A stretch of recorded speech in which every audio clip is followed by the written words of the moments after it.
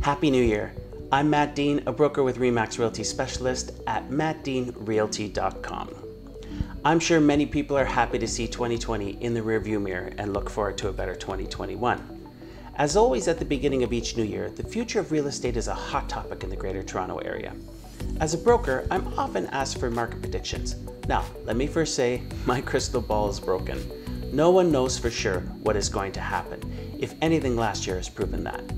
We can, however, look at market influencers, indicators, and trends to predict where the market should go. The pandemic that hit us last year changed buying behaviors. Many buyers moved to the outskirts of Toronto and beyond, looking for more space inside and out. Move-up buyers will continue to drive most of the market activity in Canada. We anticipate the continuation of move-up buyers seeking out larger properties to accommodate things like home offices or home gyms as working from home became more common. Another side of last year's events is that immigration ground to a halt, all but killing the Toronto downtown condo rental market, which affected inventory and sales. But the one thing the pandemic didn't do is cool down the hot GTA real estate market sale prices, which many expect will continue in 2021. Canadians have strong confidence in the market. In fact, a recent survey found that 52% of Canadians are confident that Canada's housing markets will remain steady in 2021. So, if you've been sitting on the sidelines with a chunk of savings hoping for house prices to plummet, 2021 probably won't be your year. So why do I say that? Well, supply and demand is typically the primary driver in real estate.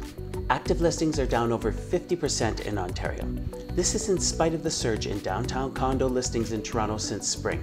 There are simply not enough single-family homes on the market to satisfy demand. Now add historically low interest rates to the mix. Securing a 5-year mortgage under 2% was unheard of until recently. Today you can get 1.5% quite readily. This is not only helping assist affordability, but also gives current homeowners the opportunity to refinance at a lower rate and leverage their home's equity to invest in rental properties. The Bank of Canada is committing to keep interest rates low into 2023. Plus, the provincial government has eased up on the stress test. They lowered that a little bit to make it easier for people to qualify for a mortgage. All this has the Canadian Real Estate Association predicting a 9.2% increase in the number of sales and a 16.3% jump in sale prices in Ontario. These numbers are mostly for single-family homes. The condo market in Toronto, on the other hand, may hold opportunities in the first half of the year. Prices are down 10% and the number of listings are up 66%. Check out my video on investing in downtown Toronto condos for a more in-depth look if you are an investor.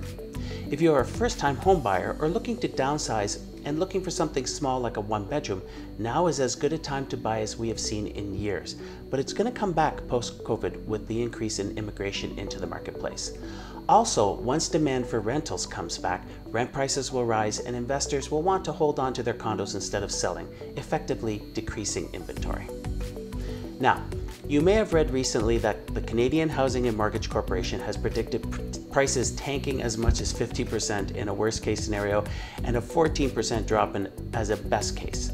Well, to put your worries to ease, CMHC forecasted a 17% drop last year, but instead we had an increase of 18%. This is exactly what happened the last time they made a similar forecast. Pretty much everyone is calling CMHC Chicken Little, crying that the sky is falling. No one I know understands the rationale behind their prediction, but I wouldn't give it too much thought. So the follow-up question to what is going to happen in the market is usually, when is a good time to buy? Well, my tongue-in-cheek answer is yesterday. Prices are going up. The longer you wait, the more you pay, the less home you get for your money. Even though some are predicting a cooling off in 2022, especially if the pandemic or the plunge in immigration continues for an extended period, potentially weakening demand, I believe it will take quite a long time before it makes a substantial difference. Also, if you make that bet that prices will cool off and go down, you have to consider what level they are declining from. A 10% drop in price next year may sound like a bargain, but if prices do increase 16.3% as predicted, you're still paying 6.3% more next year for the same home you could get cheaper now. Real estate tends to be a long-term investment. Over the past 40 years, in spite of downturns and blips in the market, homes have appreciated an average of 7.5%. The trend is always upward. So if you anticipate staying in your home for more than 2 or 3 years, regardless of when you buy, chances are you will enjoy appreciation and the building of equity as you pay down your mortgage. Real estate continues to defy predictions of its impending collapse. As the economy starts to change towards a post-pandemic world, most people are reaching the conclusion that home and work will become entwined more intimately in the future. So, contact me anytime. I would love to help you map out your future and make sure it is in the best possible home that gives you what you need and what you want. Because remember, it's all about you.